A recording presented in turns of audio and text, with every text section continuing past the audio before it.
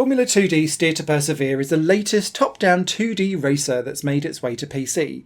It's a solo-developed project, which means it's full of humour and silliness in some of the driver names, the Steam achievements you get, and also some of the descriptors of the liveries, as well as some of the upgrades you can get in the single-player career mode.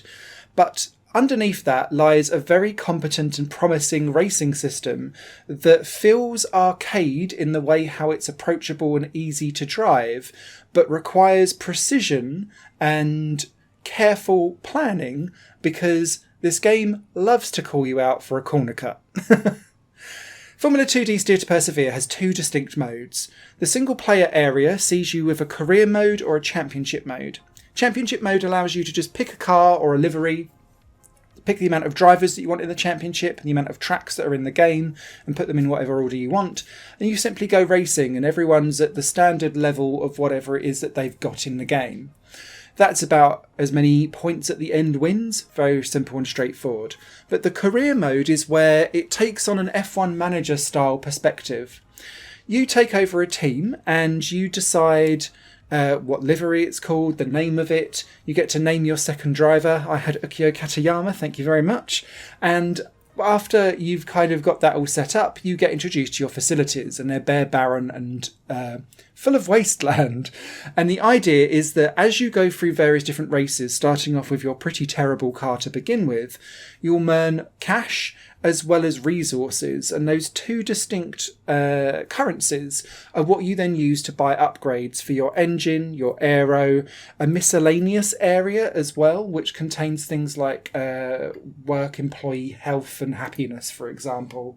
And there's also a kind of tyres and grip and braking area as well. And depending on where you spend your resources will then mean that they will level up and your car will get better over time. Alongside that, your second driver, which starts off absolutely atrocious as well, will then get more capable and more confident, and they'll start to actually be not last, which is quite rare. Those seasons play out quite quickly because every race, and this is across the board for all of the modes, it's a single lap qualifying system followed by a 6-lap race. And at the beginning of qualifying, you get to choose whether you want a soft, medium or hard tyre. Softs can go for 3 laps, mediums for 4, hards probably for 5. You could stretch it to the full 6 if you wanted to, but they are slower and less grippy.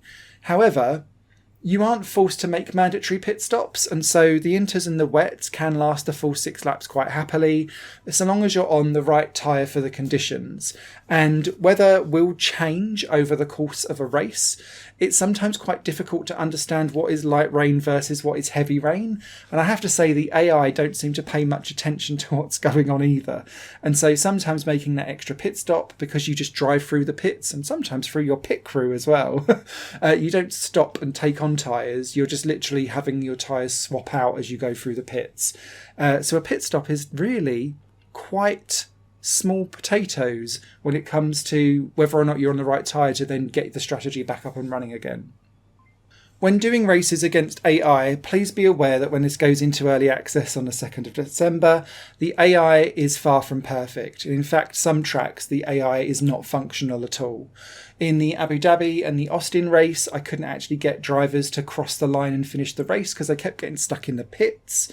And what was really weird with that is that if a driver seems to get stuck in and around the start-finish line, it was going back and forth and reversing, but then actually it would still class them as completing laps. And so the lap counter and where it's catching AI drivers to actually say they've completed a lap is totally balked on some of these circuits as well. So I'm hoping that that will get ironed out across early access, because it did start to take the shine away from the single player aspect of this game, because I would be the only driver completing a race and still finishing 4th. And I was like, how? Which is a bit of a shame. The other thing I struggled with is that this game comes with DRS, but I couldn't seem to activate it at any point with a controller. So I was slightly confused and just either assumed it's either doing it automatically, fingers crossed, or I didn't have it mapped anywhere but couldn't work out how to map it either. So just a bit of an odd one. Now, whilst you can also do single races and time trials in single player mode, I'd strongly recommend you doing those on the asynchronous multiplayer aspect of this game, because there's lots of fantastic hidden potential here, and this was where I had some of my most fun. In Formula 2D Steer to Persevere, all of the circuits have a single lap and a 6-lap race time trial leaderboard. And so you pick the livery of the car that you want to take part in, and this doesn't carry across from the single player area. You're unlocking different liveries of real and historic versions of F1 teams to gain coins through going up the leaderboard and competing regularly in asynchronous races to earn more coins, to unlock more liveries, to make you more distinct. But when you pick your livery and then go into the race, if you're a single lap or whether you're doing the 6-lap version, you'll be dropped in with ghosts of other players that have had the same race conditions as yourself. And they will race with you. And while you won't collide with them because they're all ghosts, so you'll be able to drive through each other, what you very quickly start to understand is how the racing line and the fastest way to get around some of these corners are. And it's very much a wide out, tight in, hit the apex and blast it back out again the other side. And so what was really cool with this game when you go into the asynchronous multiplayer is watching that actually real world apex driving really does play a key part to being fast in this game, but it handles in such a way that feels like you're grabbing the game by the scruff of the neck and throwing the car in. And so it feels rewarding and easy and arcade to drive. But obviously there's still some sim elements to it hiding in the background. And whether that's because you've cut a corner slightly so it gives you a track warning, and if you do it twice in a lap you get the lap deleted, or whether you just completely cut something and get the lap deleted automatically. It all promotes that precise driving, even though it feels really simple and, I'm not going to say basic, but it feels incredibly approachable, and I think that's one of the best badges of honour that F2D Steer to Persevere has. The asynchronous style of this multiplayer game is really quite Moorish, because every time you complete a race you see where you are on the leaderboard. Every person that you race up against, you can see their ranking badge, whether they're in a gold, silver or bronze tier. So you start to kind of go, am I up against some of the best, or where am I kind of ranking in that kind of tiering of scale?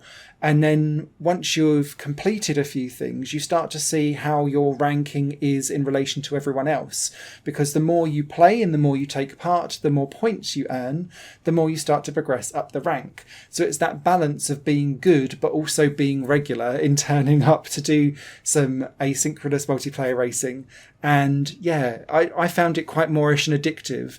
And it was easy to just enjoy and sit down and race because the game is so approachable. So, whilst there's definitely problems with the AI, and there's definitely problems with, I think, some of the track limits enforcements that go on in this game, and what I mean by that is sometimes when you start on a grid, it says that you've already cut the track, and I'm like, hang on, I've not even got across the start-finish line yet. So there's definitely some work to be done there. The bones and the seeds are here for something really fun and approachable and enjoyable and silly, but silly in a competent way. And so whilst you've got Ultimate Racing 2D 2, which I think is still the pinnacle for this type of game that offers a depth and breadth of real precise racing, if you fancy a little bit more slidey, drifty, get around the corner and just floor it style of racing, then Formula 2D Steer to Persevere, I think, will be your preferred option out of the two. So yeah, big thumbs up. We'll no doubt come and do some more content around this game later on as it progresses through early access. But yeah, we're off to a promising start. Higher Plane Games is part of the Higher Plane Network, a completely independent media outlet supported by people like you. The goal is to create the best possible content that cultivates a richer indie scene for games as well as music and entertainment. To find out more and to get involved, visit patreon.com/Higher Network. Your support makes all the difference, and in return you'll gain access to bonus content and downloads. Thank you for watching.